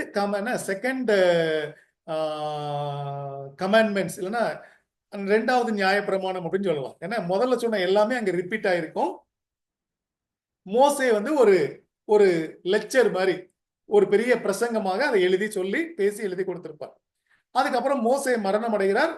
மோசே மரணம் அடைந்த போது யோசுவா அடுத்த தலைவராக பொறுப்பேற்கிறார். இப்போ மோசே ஏற்கனவே அந்த மலையை அடிச்சிட்டார் இல்லையா? கர்த்தர் கண்மலையிட்ட பேச சொன்னாரு தண்ணிக்காக, அவர் அடிச்சிட்டாரு. அதனுடைய விளைவாக என்ன நடந்துச்சுன்னு கேட்டா, மோசையை நீ போக கூடாதுன்னு சொல்லியிருந்தாரு. கர்த்தர் சொன்னா ஒரு தடவை சொன்னதுதான். மோசே திரும்ப கேட்டு பார்த்தாரு, கர்த்தர் பெர்மிஷன் கொடுக்கல. அதனால மோசையுடைய மரணம் மலையிலே நடந்தது. யாரும் அவருடைய சரீரத்தை பார்க்கல. அவருக்காக துக்கம் கொண்டாடினாங்க. அதுக்கப்புறம் யோசுவாவுடைய தலைமையில இவங்க திரும்ப கானானுக்குள் தங்களுடைய மூவ்மெண்டை ஆரம்பித்தார்கள். நீங்க இந்த பார்க்கிற இந்த படம் இருக்கு இல்லையா? இந்த படத்துல என்ன பாக்குறீங்கன்னா, இந்த சமவெளி பகுதி, இந்த படத்துல தெரிகிற சமவெளி பகுதி தான் அந்த பீலேயாம் தீர்க்கதரிசி வந்து நின்று பார்த்து இஸ்ரவேலர்களை சபிக்கும்படியாக பாலாக் அழைத்து வந்த போது இஸ்ரவேலர்கள் இந்த சமவெளியில் தான் இருந்தார்கள் என்று சொல்லப்படுகிறது. அதுக்காக தான் இந்த சமவெளி படம் காமிச்சிருக்கிறோம். அடுத்ததாக இன்னொரு படம் இருக்கும். அது நீங்க பாத்தீங்க அப்படின்னு கேட்டீங்கன்னா, அந்த 2 மலைகளை பத்தி வரும். இப்ப நம்முடைய 3வது பாடம் முடிந்து விட்டது. இப்போ ஒரு கேள்வி, ஒரு கலந்துரையாடல். நம்ம மோசையை பத்தி சில காரியங்கள்லாம் படிச்சிருக்கோம். சபை தலைமை பதவியில் இருக்கும் ஒரு நண்பரை ஊக்குவிக்க மோசேயின் வாழ்க்கை பாடத்திலிருந்து நீங்கள் ஒரு சிறிய கடிதத்தை எழுதுகிறீர்கள். இப்ப நம்ம என்ன பார்க்கிறோம்னு கேட்டீங்கன்னா, பழைய ஏற்பாடு முழுசுமே நம்முடைய தேவன் எப்படிப்பட்டவர், நம்முடைய தேவன் எப்படி ஒவ்வொருவரையும் தன்னுடைய பணியிலே பயன்படுத்துவார் என்பதை நம்ம பார்க்கிறோம். மோசையுடைய வாழ்க்கையை ஒரு டீசென்ட் பார்த்திருப்பீங்க. அவரை எப்படி தேவன் அவருடைய பிறப்பிலிருந்து அவரை தெரிந்து கொண்டார், அவரை எப்படி அரண்மனையில் பயிற்றுவித்தார், எப்படி வனாந்தரத்தில் பயிற்றுவித்தார், எப்படி அவரோடு கூட இருந்து பேசினார், அவருக்கு எப்படிலாம் அவருக்கு ஒரு லீடர்ஷிப் குவாலிட்டியை கொடுத்து அவரை பயன்படுத்தினாருங்கிறது நீங்க படிச்சிருப்பீங்க. இப்போ சபையில ஒரு தலைமை பதவியில இருக்கிற ஒருத்தருக்கு மோசையினுடைய வாழ்க்கையில இருந்து சில காரியங்களை நீங்க ஒரு கடிதம் மாதிரி எழுதி, இப்படிலாம் மோசை இருந்திருக்காரு, அதனால நீங்களும் இப்படிலாம் கவனமா இருக்கணும் அப்படின்னு ஒரு கடிதம் எழுதினீங்கன்னா எப்படி இருக்கும் அப்படின்னு கேட்டிருக்கு. இதைத்தான் கலந்துரையாடல் பகுதியில நீங்க எழுதணும். இப்ப நீங்க யோசிச்சுக்கோங்க, உங்க ஃப்ரெண்டு யாரோ ஒருத்தர் தான் ஒரு சபை தலைமை பதவி. சரியா? மோசே வந்து ஒரு சபை தலைவர் அப்படின்னு நீங்க பாருங்க. நான் ஏற்கனவே சொன்னேன், சீனாய் மலை அடிவாரத்தில் அவர் இந்த இஸ்ரவேலர்கள் சபை என்று அழைக்கப்பட்டார், அவருடைய தலைவர். அப்போ ஒரு சபைக்கு தலைவராக இருக்கிறவர் என்ன செய்யணும் அப்படின்னு கேட்டிருக்கு. அப்படியே நீங்க மோசையுடைய வாழ்க்கையை படிச்சு பாத்தீங்கன்னா தெரியும். அந்த பொன் கன்றுக்குட்டி அவங்க செஞ்சப்போ கர்த்தர் அந்த இஸ்ரவேலர்களை அழித்து விட ஆயத்தமா இருந்தாரு. மோசே சொன்னார், என் பேரை வேணா கிறுக்கி போடுங்க ஆண்டவரே, மக்களை அழிச்சிடக்கூடாது, மக்களை அழிச்சிட்டீங்கன்னா உங்க பேர் என்ன ஆகும் அப்படின்னு கேட்டார். இப்படி ஒவ்வொரு சம்பவமா பாத்தீங்க அப்படின்னு கேட்டீங்கன்னா, அவரு மக்கள் வந்து அவரை ரொம்ப கோவப்படுத்தினாங்கன்னா அவர் போய் அப்படி கர்த்தருடைய சமூகத்துல விழுந்து கிடப்பாரு. இப்படி நிறைய காரியங்கள் மோசேயுடைய வாழ்க்கையில நீங்க அப்படியே அப்சர்வ் பண்ண முடியும். இந்த காரியங்களை வைத்துத்தான் ஒரு சபை தலைவருக்கு நீங்க ஒரு ஆலோசனை கடிதம் எழுதினா எப்படி எழுதுவீங்க அப்படின்னு எழுத சொல்லியிருக்கு. நீங்க எழுதியிருப்பீங்க. நான் கடைசியா பாக்குறப்போ ஒரு சிஸ்டர் தான் எழுதியிருந்தாங்க, மற்றவங்க யாரும் எழுதல. இப்ப இன்னைக்கு எத்தனை பேர் எழுதிருக்கீங்கன்னு நான் பார்க்கல. நான் அடுத்தாப்புல உங்களை பார்க்கறேன். சரியா? Okay, right. நம்ம இப்போ 4வது பாடத்துக்குள்ள போவோம். 4வது பாடம் என்னன்னு கேட்டீங்கன்னா, 2 காலங்களை 4வது பாடத்துல நம்ம கவர் பண்ண போறோம். அப்ப நம்ம இதுவரைக்கும் 3 காலங்களை கவர் பண்ணிட்டோம். போன வாரத்துல படைப்பின் காலம், 2வது வந்து முற்பிதாக்களின் காலம். இன்னைக்கு வந்து நம்ம 3வது பாடத்துல யாத்திரையின் காலத்தை நம்ம முடிச்சிட்டோம். இப்போ நம்ம வந்து சுதந்தரிப்பின் காலத்துக்கு போறோம். சுதந்தரிப்பின் காலம் என்று சொன்னால் அது யோசுவா புஸ்தகம். யோசுவா புஸ்தகத்துல அவங்க கானான் தேசத்துக்குள்ள பிரவேசித்து கானான் தேசத்தை கைப்பற்றி அதை பங்கிடுவார்கள். அதான் சுதந்தரிப்பின் காலம். அடுத்த காலம் நியாயாதிபதிகளின் காலம். அப்ப நம்ம இதோட எத்தனாவது காலத்துக்கு வர்றோம் அப்படின்னு கேட்டீங்கன்னா ஒரு 5 காலங்களை இந்த பாடத்தை முடிக்கும் போது நம்ம முடிச்சிருவோம். சரி, இந்த சுதந்திரிப்பின் காலமும் நியாயாதிபதிகளின் காலமும், இந்த 2 காலமும் எங்கெல்லாம் இருக்குன்னா, சுதந்திரிப்பின் காலம் யோசுவா புக்ல இருக்கு. நியாயாதிபதிகளின் காலம் அப்படின்னா உடனே நம்ம டக்குன்னு நியாயாதிபதிகள் புஸ்தகம் சொல்லுவோம். ஆனா அது அதை விட கொஞ்சம் கூட இருக்கு. ரூத் புஸ்தகம் நியாயாதிபதிகளின் காலத்தில் நடைபெற்ற சம்பவங்களின் தொகுப்பு. சரியா? ஓகே. அப்போ ரூத் புஸ்தகம் எப்ப நடந்துச்சுன்னு கேட்டீங்கன்னா, அதுவும் நியாயாதிபதிகளுடைய காலத்துலதான் நடந்துச்சு. சரியா? ஓகே. அதுக்கப்புறம் 1 சாமுவேல் முதல் 10 அதிகாரங்களும் நியாயாதிபதிகளின் காலத்தோடு தொடர்புடையது. ஏன்னா அடுத்த காலகட்டம் வந்து ராஜ்யங்களின் காலம், இல்லைன்னா ராஜாக்களுடைய காலம். அவன் முதல் ராஜாவாகிய சவுல் வந்து 1 சாமுவேல் 10வது அதிகாரத்துக்கு அப்புறம் தான் வர்றாரு. அதனால அது வரைக்கும் உள்ள காலத்தை நம்ம நியாயாதிபதிகளின் காலம் அப்படின்னு சொல்லுவோம். சரியா? ஓகே. அப்ப சுதந்திரிப்பின் காலம் அப்படின்னு எடுத்துக்கிட்டீங்கன்னா அங்க 2 விஷயம். கானானுக்குள்ள இவங்க பிரவேசிக்கிறார். நீங்க பாத்தீங்கன்னா கானானுக்குள்ள யோசுவா இவர்களை நடத்தி கொண்டு போகிறார். சரியா? ஓகே. யோர்தான் நதியை அது வந்து பிரவாகித்து ஓடுற அந்த வெள்ளம் புரண்டு ஓடுகிற டைம்ல இவங்க கிராஸ் பண்ணுவாங்க. அந்த உடன்படிக்கை பெட்டியை சுமந்து கொண்டு போகிறவர்கள் அந்த யோர்தான் நதியில கால் வச்ச உடனே யோர்தான் நதி அப்படி குவியலா நிற்கும். சரியா? அந்த செங்கடலை பார்த்த சந்ததி இப்ப இல்ல. ஆனா யோர்தானை இந்த புது சந்ததி பார்த்து கொண்டுதான் எங்க போறாங்க? கானானுக்குள்ள நுழைறாங்க. சரியா? ஓகே. சோ கானானுக்குள்ள நுழைஞ்சி அவங்க அங்க ஸ்டே பண்ணாங்க. அங்க இருந்து சில கற்களை எடுத்து ஞாபகத்திற்காக அவர்கள் நட்டினார்கள். அதெல்லாம் நீங்க பார்த்திருப்பீங்க, படிச்சிருப்பீங்க. சரி, அப்ப இந்த கானானுக்குள்ள நுழைஞ்ச உடனே என்ன நடந்துச்சுன்னா, எப்போ கானான் தேசத்தின் தானியங்களை இவர்கள் சாப்பிட ஆரம்பித்தார்களோ அப்போ மன்னா நின்று போயிற்று. அப்ப இவங்களுக்கு 40 வருடங்களாக இவங்க சாப்பிட்டுட்டு இருந்த மன்னா நின்றுச்சு. இப்போ இவங்க கானான் தேசத்துல அந்த தேசத்தினுடைய காரியங்களை இவங்க சாப்பிட ஆரம்பிக்கிறாங்க. இதான் கானானுக்குள் நுழைகிற சம்பவம். இங்கேயும் கர்த்தர் ஒரு பெரிய அற்புதத்தை செய்து தன்னுடைய வல்லமையை காட்டி இந்த மக்களை உள்ள கூட்டிட்டு போறார். ரைட்? ஓகே, நல்லா அப்படியே பாத்துக்கோங்க. அப்புறம் கானானுக்குள்ள போனதுக்கு அப்புறம் இவங்களுக்கு ஒரு முக்கியமான வேலை இருக்கு. அந்த கர்த்தருடைய கட்டளை என்னன்னா, கானான் தேசத்தில் உள்ள மக்களை எல்லாம் அழித்து விட்டு கானான் தேசத்தை இவர்கள் கைப்பற்ற வேண்டும். அதுக்கு ஒரு 4 ஸ்டெப் கொடுத்திருக்காரு. எப்படின்னு கேட்டீங்கன்னா, இவங்க ஒரே நேரத்துல முழு கானானே அப்படியே வெட்டி எடுத்துட்டு அப்படி போய் உட்காரக்கூடாது. ஏன்னு கேட்டா அப்புறம் காட்டு மிருகங்கள்லாம் வந்துடும், கஷ்டமாயிரும். அதனால ஸ்டெப் பை ஸ்டெப்பா இவங்க வந்து அந்த ஜனங்களை முற்றிலுமாக அழித்து விட வேண்டும். நமக்கு ஒரு எண்ணம் வரும், எதுக்காக ஒரு தேசத்தை அழிச்சிட்டு அங்க போய் குடியிருக்கணும்னு கேட்டீங்க அப்படின்னு கேட்டீங்கன்னா, அதுக்கு பைபிள் நல்ல காரணம் சொல்லுது. அவங்களுடைய பாவம். ஆபிரகாமுடைய காலத்திலே கர்த்தர் சொல்லியிருப்பார், அவருடைய அக்கிரமம் இன்னும் நிறைவாகவில்லை, அதனால 400 வருஷம் கழிச்சு கொடுப்பேன்னு சொன்னாரு. இந்த 400 வருடத்தில் அவருடைய அக்கிரமம் நியாய தீர்ப்புக்கு ஏற்ற அளவுக்கு அவங்க மோசமான வாழ்க்கைக்குள்ள போயிட்டாங்க. அதனால கர்த்தருடைய நியாய தீர்ப்பு தான் அவர்களை அழிப்பது. இப்போ இது இந்த பொறுப்பை யார் கையில கொடுத்திருக்காரு அப்படின்னா, இந்த இஸ்ரவேலருடைய கையில கொடுத்திருக்கிறாரு. அப்போ வந்து நம்ம இப்படி கேட்கலாம், கொலை செய்யறது தப்பா ரைட்டா அப்படிலாம் கேட்டீங்கன்னா, இந்த போர் யுத்திகள்லாம் வரும்போது வந்து இந்த காரியங்கள் எல்லாம் நியாயப்படுத்தப்படுகிறது. இவன் மரண தண்டனை கல்லறிந்து கொள்வதெல்லாம் ஏற்றுக்கொள்ளப்படத்தக்கது. ஆனால் ஒரு தனி மனிதன் ஒரு மனிதனை போய் கொலை செய்யக்கூடாது. சரியா? ஓகே. அதனால இந்த கர்த்தர் கொடுமையானவரா அப்படின்லாம் சில கேள்விகள் எல்லாம் கேட்கக்கூடாது. கர்த்தர் எப்போதும் நியாயம் உள்ள தேவன், நீதி செய்கிற தேவன். அவரிடத்துல அநியாயமே கிடையாது. நீங்க யோவான் 1 யோவான்ல வாசித்தீங்கன்னா, அவர் ஒளியா இருக்கிறார், அவரிடத்தில் எவ்வளவேனும் இருள் இல்லை. நம்ம காடை பத்தி நல்லா புரிஞ்சுக்கணும். தேவன் அன்புள்ளவர், நீதியுள்ளவர், பரிசுத்தம் உள்ளவர், பட்சபாதம் இல்லாதவர், அநியாயம் செய்யாதவர். அவர் எந்த அநியாயம் செய்ய மாட்டாரு. அதனால தேவன் செய்வதெல்லாம் நியாயம். தேவனை பத்தி நீங்க யோசிக்கும் போது அவரை வேற யாரு கூடயும் நீங்க கம்பேர் பண்ணி ஒரு ஸ்டாண்டர்ட் எடுக்கக்கூடாது. தேவன் தான் அடிப்படை ஸ்டாண்டர்ட். இன்னைக்கு நம்ம நன்னடத்தைகள் அப்படிலாம் சொல்றோம் இல்லையா, மாரல். எல்லா மாரலுக்குமே யார் ரெஃபரன்ஸ் அப்படின்னா காட். காடை விட சுப்ரீம், காடுக்கு வெளியில ஒரு அளவுகோல்லாம் கிடையாது.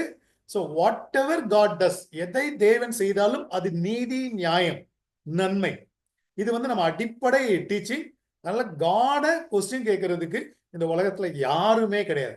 உலகத்துல யாரும் கிடையாது, நம்ம கேட்கக்கூடாதுன்னு இல்லை. there is nobody. God is the sovereign Lord, almighty God. அவர் சொல்றதுதான் கரெக்ட். நம்முடைய கடமை அவர் சொல்றதை கீழ்ப்படிய வேண்டியது. அதனால அவரு சில இந்த நாஸ்திகர்கள் இப்படி கேட்பாங்க, இப்படிலாம் கானானியர்களை அழித்தது நியாயமா? பாருங்க, அந்த பண்டிகளுக்குள்ள அந்த பிசாசை அனுப்பிட்டார், பண்டிகள்லாம் செத்து போயிருச்சு, நியாயமா? கர்த்தர் சொன்னா நியாயம்தான். கர்த்தர் சொல்றதெல்லாம் நியாயம். கர்த்தர் எதை சொன்னாலும் அப்படியே கீழ்ப்படிய வேண்டியது மட்டும்தான் நம்முடைய கடமை. ஏன்னா அவர் ஒருத்தர் தான் நீதியுள்ள தேவன். அவர் மட்டும்தான் முழுமையான நன்மையான காரியங்களை சொல்லக்கூடிய தேவன். அதனால அவர்கிட்ட எந்த குறையும் கிடையாது. அதனால இந்த மாதிரி கேள்விகளுக்கெல்லாம் இடமே கொடுக்காதீங்க. தேவன் செய்வதெல்லாம் சரி, தேவன் செய்யறதுதான் மாரல், தேவன் செய்வதுதான் நீதி. சரியா? ஓகே. அதனால கானான் தேசத்தை அழிக்க வேண்டும் என்பது, கானான் தேசத்தை இஸ்ரவேலருக்கு கொடுக்க வேண்டும் என்பது தேவனுடைய காரியம். இதுல ஒரு 4 உத்திகள் சொல்லியிருப்பாங்க. அதாவது 4 விஷயங்கள். முதல் 4 வித அணுகுமுறைகள் சொல்லலாம். என்னன்னு கேட்டீங்கன்னா, முதல்ல அவங்கள போய் சரணடைய வைக்கணும். சரணடைஞ்சாங்கன்னா அவங்கள விட்டுறலாம். சரியா? ஓகே. அவங்க சரண்டர் ஆயிடணும். 2வது, அவங்க சரண்டர் ஆகலைன்னா அவங்ககிட்ட போய் ஃபைட் பண்ணி அவங்கள அழிச்சிடணும். சரியா? ஓகே. சில நேரங்கள்ல இவங்களால நம்ம இஸ்ரவேலர்களால எதுவும் செய்ய முடியல அப்படின்னா இவங்க என்ன பண்ணணும் அப்படின்னா கர்த்தருக்கு காத்திருக்கணும். சில நேரத்துல கர்த்தர் இவங்களுக்காக சண்டையிட்டு அந்த காரியங்கள் எல்லாம் இவங்களுக்காக செய்து தருவார். அற்புதங்கள் நடைபெறும். கர்த்தர் செஞ்சார். சரியா? இதுவும் போதாதுன்னு 4வது ஒரு விஷயம் நடந்துச்சு. இவங்க கர்த்தருக்கு முழுமையாக கீழ்ப்படியாதபடி இவங்க என்ன பண்ணிட்டாங்க அப்படின்னு கேட்டீங்கன்னா, இவங்க அவர்களோடு கூட பழகி அவங்கள வாழ விட்டு விட்டார்கள். இது இவங்களுக்கு பின்னால கண்ணியாக மாறினது அப்படின்னு பைபிள் சொல்லும். ஏன்னா இவங்களுக்கு ஒரு டெம்ப்டிங் பாயிண்ட், டெஸ்டிங் பாயிண்டா மாறிச்சு. சோ கானானியர்களை முழுமையாக அழிக்காதது இவர்களுக்கு ஒரு பெரிய பின் விளைவை கொண்டு வர போகிறது. ஆனா இங்க 4 வகையான காரியங்கள் சொல்லப்பட்டிருக்கிறது. சரியா? இப்படிதான் அவங்க வந்து கானானை கொஞ்சம் கொஞ்சமா கைப்பற்றி முழு கானானியர்களையும் விரட்டி விட்டு அந்த கானான் தேசத்தை இவர்கள் கை கொள்ள வேண்டும், பிடிக்க வேண்டும் என்பது தேவனுடைய கட்டளை. Right, okay. இப்போ அடுத்த ஸ்டெப் நம்ம போனோம் அப்படின்னு கேட்டீங்கன்னா, கானானை பிடிச்சா இவங்க தேசத்தை பங்கிட வேண்டும். எந்த கோத்திரம் எங்க இருக்கணும். இந்த ஒரு மேப்பை பாத்தீங்க அப்படின்னு கேட்டீங்கன்னா, இந்த சென்டர்ல ஒரு கோடு வரும். எங்க இருந்து பாத்தீங்கன்னா, இடதுகை பக்கத்துல மனாசே, காத், ரூபன் அப்படின்னு ஒரு 3 கட்டம், ஒரு பங்கு தெரியும். சரியா? நீங்க அப்படி கொஞ்சம் கம்ப்யூட்டர்ல பாத்தீங்கன்னா தெரியும். போன்ல எப்படி எனக்கு எந்த அளவுக்கு அது கிளாரிட்டியா இருக்குன்னு எனக்கு தெரியல. ஆனா நீங்க அப்படி பாத்தீங்கன்னா, அந்த கீழே ஒரு ப்ளூ கலர்ல ஒரு சின்ன ஏரி மாதிரி ஒண்ணு இருக்கும், மேல ஒரு ஏரி மாதிரி இருக்கும். மேல இருக்கிறது கலிலேயா கடல், கீழே இருக்கிறது டெட் சி. அந்த ரெண்டுக்கும் நடுவுல யோர்தான் நதி ஓடுது. அந்த யோர்தான் நதிக்கு கிழக்கே இருப்பது மேல மனாசே, அதுக்கப்புறம் காத், அதுக்கப்புறம் ரூபன். சரியா? சோ இது ஈஸியா ஞாபகம் வைக்கணும்னா எம்ஜிஆர். சரியா? M for Manasseh, G for Gad, R for Ruban.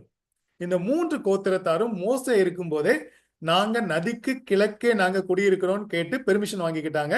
மனாசையே பாத்தீங்கன்னா நதிக்கு இந்த பக்கத்திலேயே சென்டர்ல அவங்களுக்கு ஒரு பகுதி இருக்கும் மனாசே கோத்திரத்துக்கு. அப்போ மனாசையின் பாதி கோத்திரம் என்று சொல்லுவாங்க. 2.5 கோத்திரம் யோர்தான் நதிக்கு கிழக்க இருந்தாங்க. மற்றவங்க எல்லாரும் யோர்தான் நதிக்கு இங்க வந்தாங்க.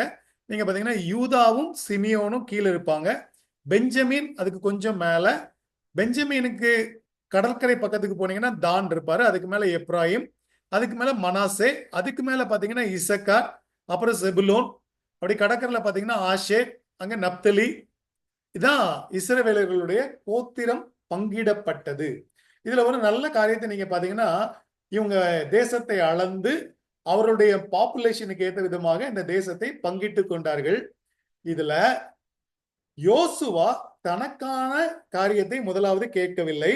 எல்லாரும் பங்கிட்டு முடிச்சதுக்கு அப்புறம் தான் அவர் வந்து தனக்கான காரியங்களை எடுத்துக்கொண்டார். அப்போ வந்து ஒரு தலைவனாக இருக்கிறவன் முதல்ல நல்ல காரியத்தை எடுக்கக்கூடாது, மற்றவங்களுக்கானதை கொடுக்க வேண்டும். அதே மாதிரி யோசுவா செஞ்ச இன்னொரு காரியம் என்னன்னு கேட்டாச்சுன்னா, மோசே உங்க கானானுக்குள்ள வர்றதுக்கு முன்னாடி அவங்களுக்கு எல்லா உபதேசங்களையும் கொடுத்து போய்விட்டார். இப்போ இவங்களுக்கு உடன்படிக்கையை புதுப்பிக்க வேண்டும். சரியா? ஓகே. தேவனோடு கூட இந்த கானான் தேசத்துல இவங்க புதுப்பிக்க வேண்டும் உடன்படிக்கையை. அதுக்கு யோசுவா ஏற்பாடு செய்வார். இப்ப இந்த முழு பகுதியும் இவங்க கைப்பற்றிட்டாங்கன்னா இல்ல, இன்னும் மக்கள்லாம் உள்ள இருக்கிறாங்க. ஆனா ஏரியாவை பவுண்டரி போட்டாச்சு. இந்தந்த பவுண்டரி இந்தந்த கோத்திரத்துக்கு அப்படின்னு சொல்லி இவங்க பவுண்டரி போட்டாங்க. இப்போ இவங்களுக்கு ஒரு உடன்படிக்கையை மீண்டும் புதுப்பிக்கிற காரியம் வந்துச்சு. இப்போ ஒரு படத்துல நீங்க பாத்தீங்கன்னா, அந்த படத்துல அப்படி தூரத்துல பாத்தீங்கன்னா 2 மலைகள் தெரியும். சரியா? ஓகே. ஒண்ணு வந்து ஏபால் மலை, அது வலது பக்கத்துல இருக்கு. கெராசி மலை இடது பக்கத்துல இருக்கு.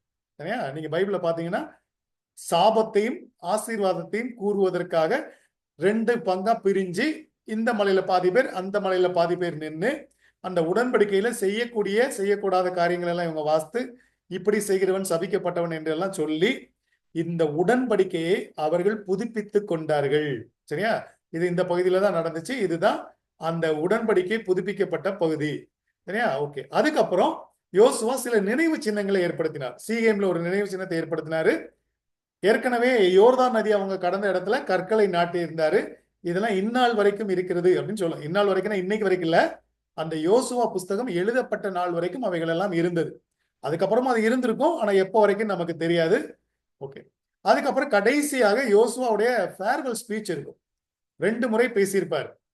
கடைசியில நானும் என் வீட்டாருமோ வென்றால் கர்த்தரையே சேவிப்போம் அப்படின்னு சொல்லும்போது எல்லாரும் நாங்களும் கர்த்தரை சேவிப்போம் சொல்லி ஒரு உடன்படிக்கையை புதுப்பித்துக் கொண்டார்கள். அதான் யோசுவாவுடைய ஃபேர்வெல் ஸ்பீச்.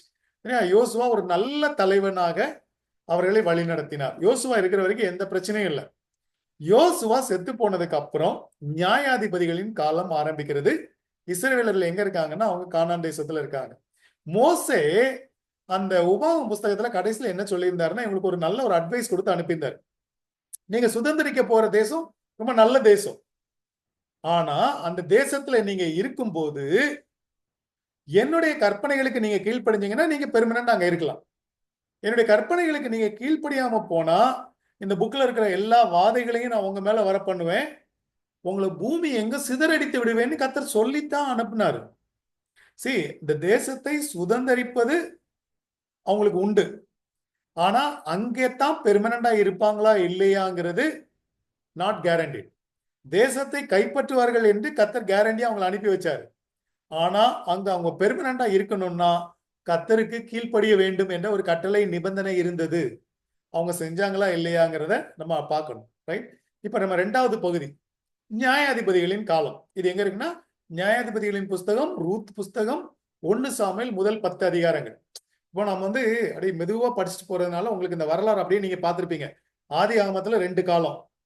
சரியா? யாத்ராகமும், லேவியராகமும், எண்ணாகமும், உபாகமும் இதெல்லாம் யாத்திரையின் காலம். இப்ப யோசுவா சுதந்திரிப்பின் காலம். இப்ப நம்ம நியாயாதிபதிகள் ரூத்து 1 சாமுவேல்ல முதல் 10 அதிகாரங்களை நியாயாதிபதிகளின் காலம் சொல்றோம். அப்படி ஞாபகத்துல வச்சுக்கோங்க. இது உங்களுக்கு படிப்பதற்கு, வேதத்தை புரிந்து கொள்வதற்கு அந்த வரலாற்று பின்னணியை உங்களுக்கு தரும். சரியா? Okay, right. சோ இதை பத்தி ஏற்கனவே நான் சொல்லிட்டேன்.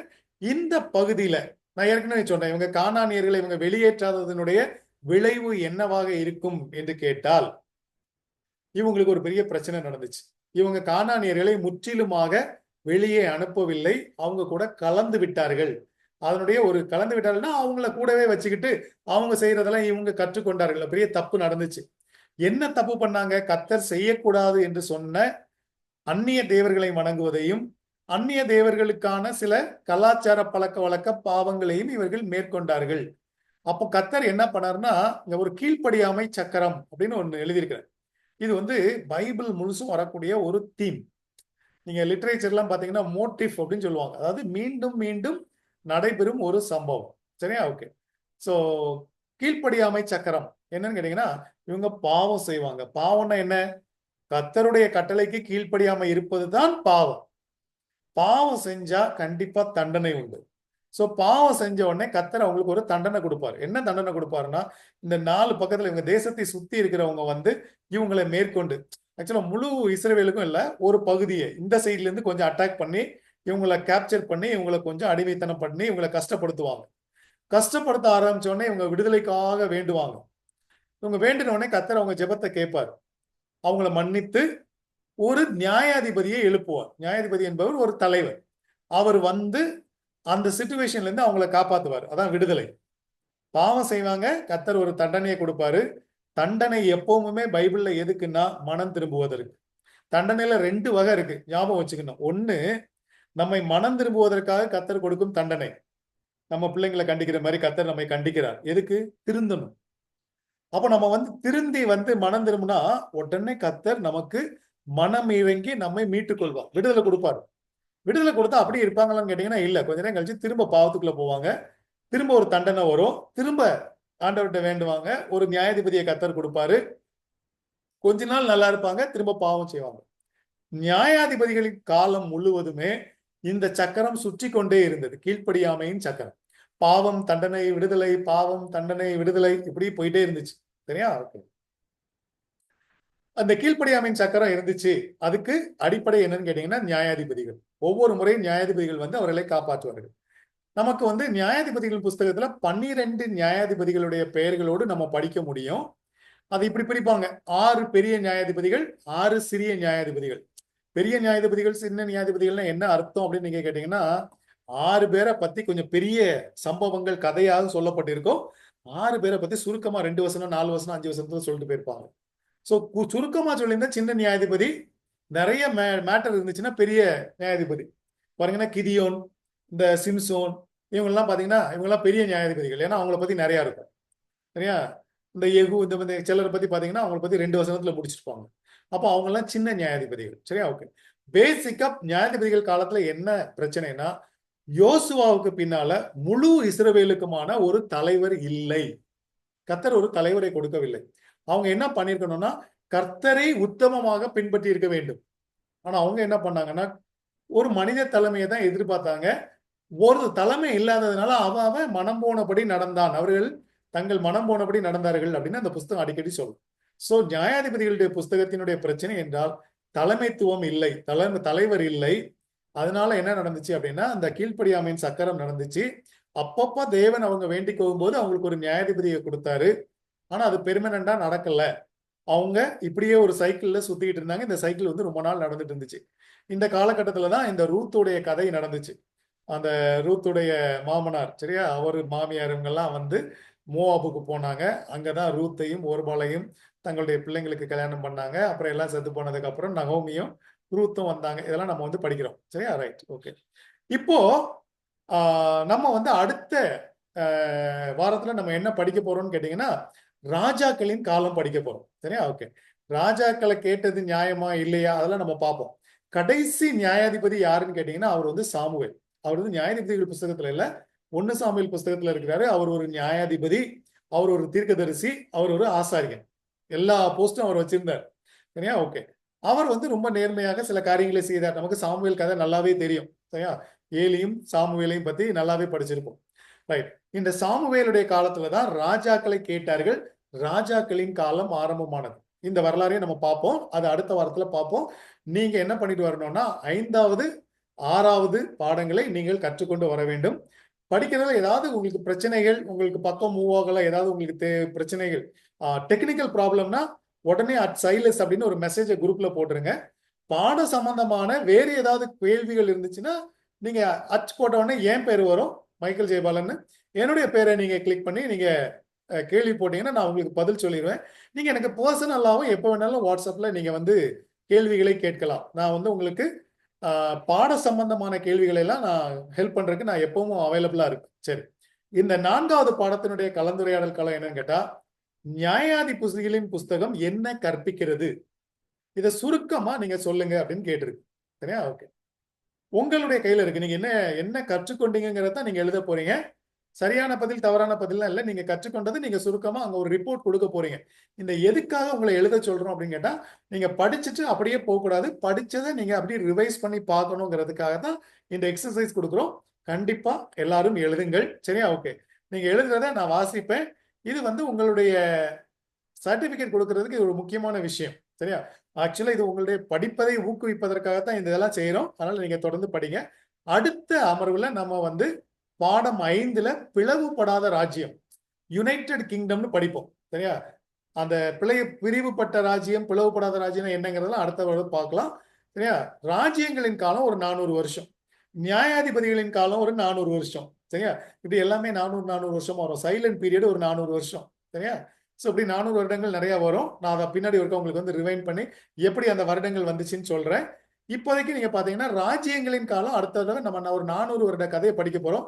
அது ரொம்ப முக்கியமான விஷயம். ஏன்னு கேட்டீங்கன்னா, பழைய ஏற்பாட்டுல இருக்க 39 புக்ல 24 புக்கு இந்த ராஜ்யங்களின் காலத்தில் எழுதப்பட்டவை. அப்போ 15 புக்கு தான் மற்ற காலங்கள்ல எழுதப்பட்டுச்சு. சரியா? ஓகே. அதுக்கப்புறம் நம்ம பிரிந்த ராஜ்யங்கள் அப்படின்னு பார்ப்போம். அப்ப டிவைடட் கிங்டம், 2 கிங்டம் இருந்துச்சு, வடக்கு ராஜ்யம், தெற்கு ராஜ்யம். அதுக்கப்புறம் யூதா மட்டும் இருந்துச்சு, அது தெற்கு ராஜ்யம், அது மட்டும் இருந்துச்சு. மொத்தத்துல 43 ராஜாக்கள் இருந்தாங்க, தீர்க்கதரிசிகள் இருந்தாங்க. இதை பற்றி நம்ம அடுத்த பாடத்துல நம்ம படிக்க போறோம். நீங்க படிச்சுட்டு வாங்க, உங்களுக்கு ஒரு ரிவ்யூ கொடுப்பேன். இப்ப என்னுடைய ரிவ்யூ முடிச்சுட்டேன். இப்போ உங்களுடைய கேள்விக்கான நேரம். சரியா? ஓகே. நீங்க அட்டன் பண்ணதுக்காக உங்க எல்லாருக்கும் நன்றி. இப்போ வந்து நம்ம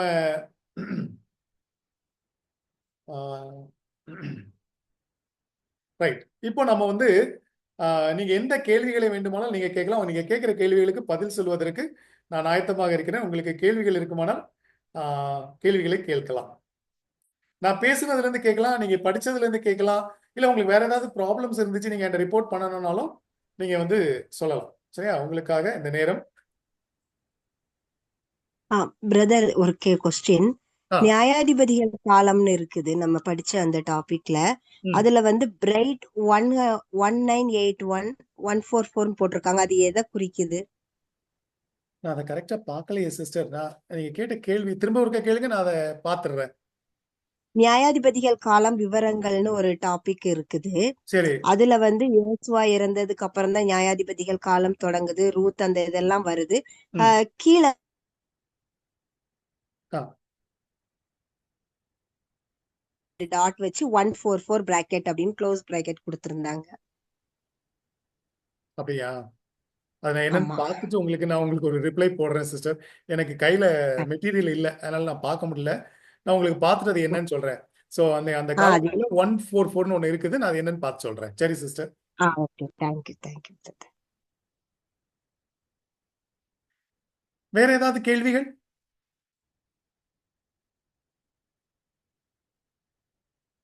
நம்ம யாத்திரையின் காலம், நியாயாதிபதிகள் காலம், ரெண்டு காலம் பார்த்துருக்கோம். நீங்க படிச்சிருப்பீங்க, டைஜஸ்ட் பண்ணிருப்பீங்க. எந்த கேள்விகளாக இருந்தாலும் நீங்க கேட்கலாம். யாருக்கும் கேள்விகள் இல்லையோ?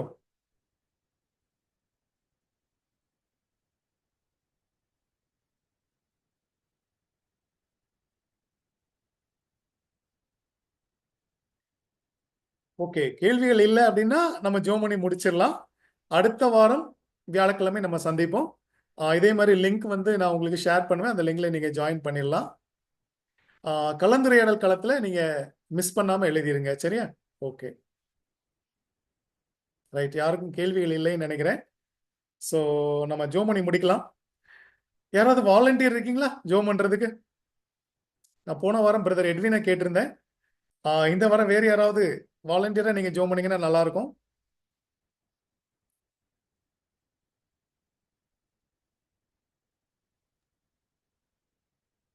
ஜெபம்.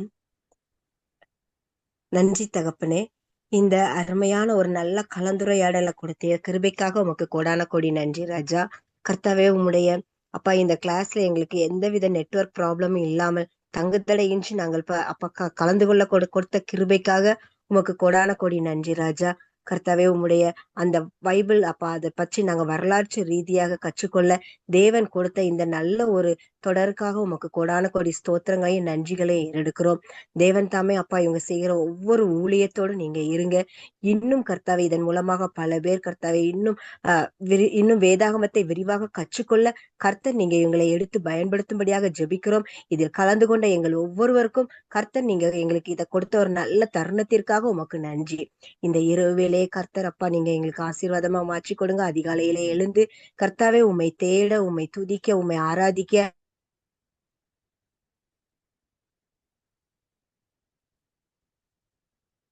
பொறுப்பெடுத்துக் கொள்ளுங்க. ஆசீர்வதிங்க. இயேசு கிறிஸ்துவின் நாமத்தினாலே ஜெபிக்கிறோம் நல்ல பிதாவே. Amen. Thank you sister. So thank you, கலந்து கொண்ட எல்லாருக்கும் தேங்க்யூ. தொடர்ந்து படியுங்க. Thank you very much. உங்களுக்கு எப்போ எந்த உதவி வேண்டுமானாலும் நீங்க என்னைய தொடர்பு கொள்ளலாம். நம்ம அடுத்த வாரம் சந்திப்போம். கர்த்தர் உங்களோடு இருப்பாராக. நன்றி.